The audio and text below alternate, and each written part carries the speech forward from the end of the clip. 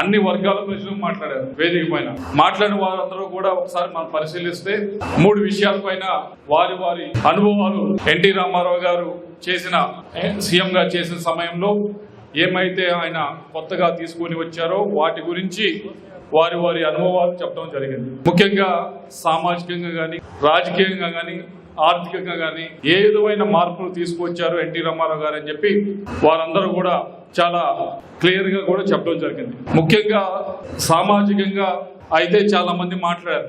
ఏమనంటే అప్పటిదాకా ఏమన్నా వెల్ఫేర్ స్కీమ్ ఉందంటే ఆ వెల్ఫేర్ స్కీమ్ అనేది ఒక రైట్ లాగా ఉండేది కాదు, కేవలం ఏదో దానం లాగా ఉండేది.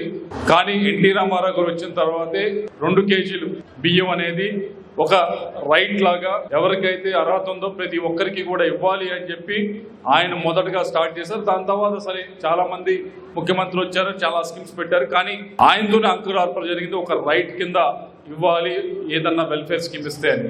రెండవది ఏదైతే చాలా మంది రాజకీయ పార్టీలు పెట్టేటప్పుడు, రాజకీయ పార్టీలు నడిపేటప్పుడు వేరు వేరు విషయాల పైన పెడతారు. ఏదర్ అక్కడ ఉన్న ఒక వర్గం గురించి కానీ, లేకపోతే ఇంకొక ఐడియాలజీ గురించి కానీ, కమ్యూనిజం అంటారు, అది కూడా అంటారు, సోషలిజం అంటారు.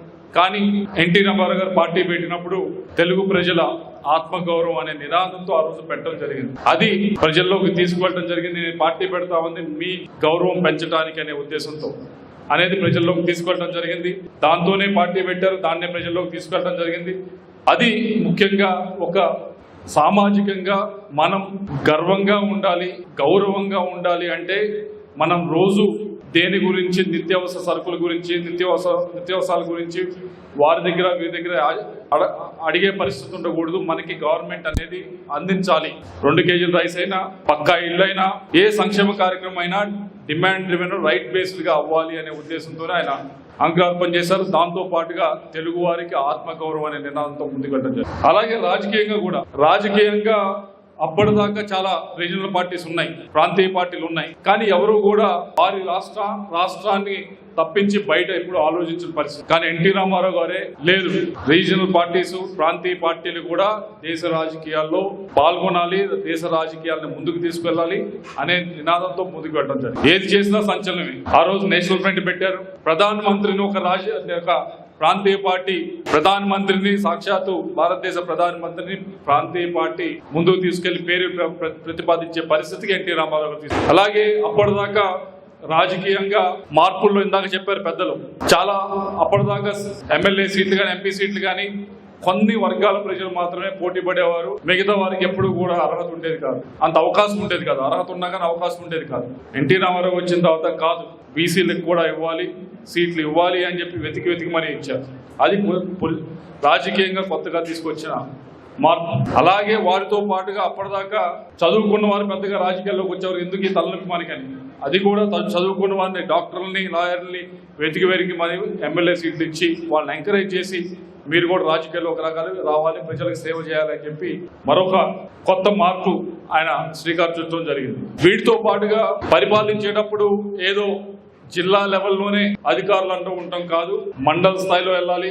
అలాగే మండల ప్రజా పరిషత్ కానీ మండల స్థాయిలో ఉండాలి, గ్రామ స్థాయిలో ఉండాలి. మామూలుగా అయితే కేంద్రంలో ఈయన పెట్టిన తర్వాత, ఈయన తీసుకొచ్చిన తర్వాత మహిళలకు కూడా ఆస్తిలో సమాన హక్కని ఇక్కడ పెట్టిన తర్వాతే దేశం మొత్తంలో కూడా జరగాలి అని చెప్పి చెప్పడం జరిగింది.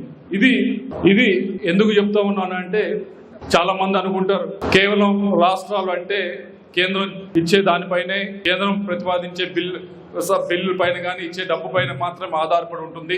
రాష్ట్రాల వైపు నుంచి కొత్తగా ఆలోచనలు పెద్దగా ఉండవేమో అనుకుంటారు. కాదు, దేశంలో జరిగిన చాలా మార్పుల్లో రాష్ట్రాల నుంచే ఇందాక చెప్పిన మహిళలకైతే కానీ, అలాగే మిగతా చెప్పిన వాటన్నిటిలో కూడా ఏదైతే జిల్లా పరిషత్తు, మండల పరిషత్తు, గ్రామ దాకా ఏదైతే జరిగిందో వాటన్నిటినీ కూడా ఒక రాష్ట్రం నుంచి పుట్టే దేశ స్థాయి దాకా వెళ్ళి దానికి అంకురార్పణ చేసిన వారు ఎన్టీ రామారావు గారు అని చెప్పుకోవడంలో మనందరం కూడా గర్వపడాలని చెప్పి తెలియజేసుకుంటా ఉన్నాం. అలాగే ఆర్థికంగా కూడా ఆయన గమనించింది ఏమిటి అంటే, ఆంధ్ర రాష్ట్రానికి సంబంధించి ముఖ్యంగా ఆయన అప్పటిదాకా ఎవరు కూడా ఆ విధంగా ప్రచారం చేసి ఉండరు.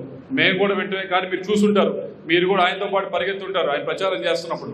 మేమందరం కూడా విన్నదే, చాలా మా పెద్దవారు చెప్పినప్పుడు ఆయన రాష్ట్రం అంతా మొట్టమొదటిసారిగా కొన్ని వేల కిలోమీటర్లు తిరిగినప్పుడు ఆయన గమనించింది ఏమిటి అంటే ఎక్కువగా ఏదైతే అగ్రికల్చర్ పైన వ్యవసాయం పైన ఆధారపడి ఉన్నారు, వ్యవసాయ పరంగా మనం ఏం చేయాలి అని దానికి సంబంధించి అప్పటిదాకా ఎవరు ఆలోచించలేదు. బోర్లు ఇవ్వడం అనేది లక్షల్లో బోర్లు అడిగిన వారికి అడిగినట్లు కూడా ఆ రోజు ఇవ్వడం జరిగింది.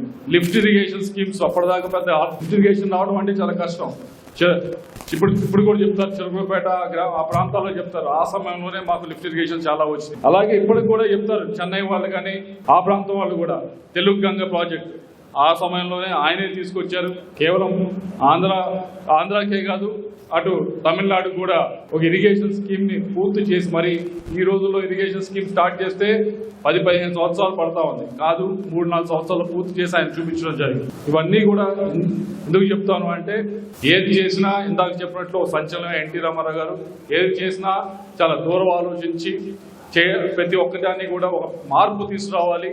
రాజకీయం అంటే ఇలానే ఉండటం కాదు, రాజకీయాన్ని ఇంకో దృక్పథంతో కూడా చూడాలి, కొత్త వారిని దీనిలో తీసుకురావాలి.